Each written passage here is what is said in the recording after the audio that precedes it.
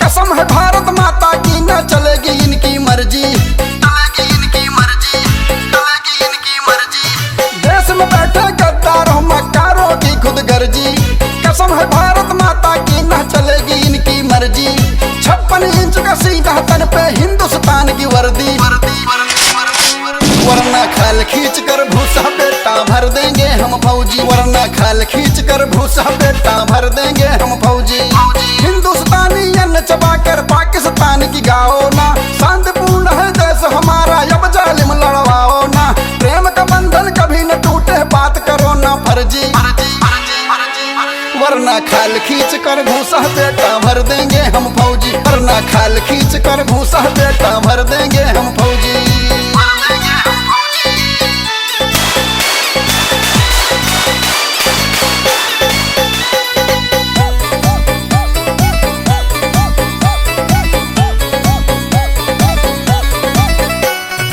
मजहब को आंसू दिया आतंकवाद की गोली ने, भाई से भाई लड़वाया बेईमानों की बोली ने, बेईमानों की बोली ने, बेईमानों की बोली ने।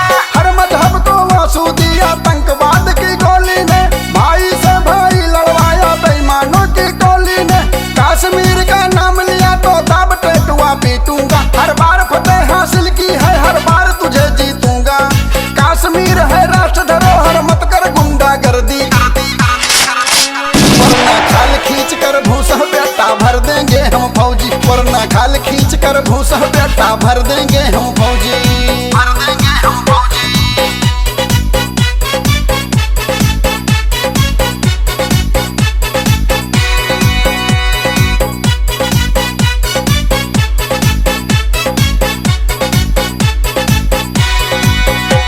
नापाक इरादा रखने वाले अब तो पाक में जाएंगे, नहीं तो 5 किलो के जूते गालों पर बरसाएंगे, गालों पर बरसाएंगे। अपना ही लहू बहाते हो, क्यों झांसे में आकर के तुम दहशत गर्द मचाते हो। संजय फैजाबादी कह रहा अपना ही लहू बहाते हो। भारत जैसा मुल्क नहीं इस धरती पर, विश्वास करो। देश का दुश्मन सबका दुश्मन, बस थोड़ा सा विचार करो।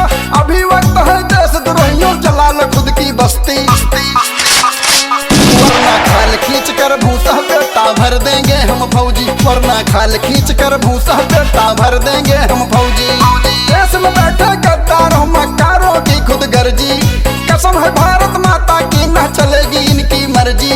56 इंच का सीधा तन पे हिंदुस्तान की वर्दी, वरना खाल खींच कर भूसा बेटा भर देंगे हम फौजी, वरना खाल खींच कर भूसा बेटा भर देंगे हम फौजी।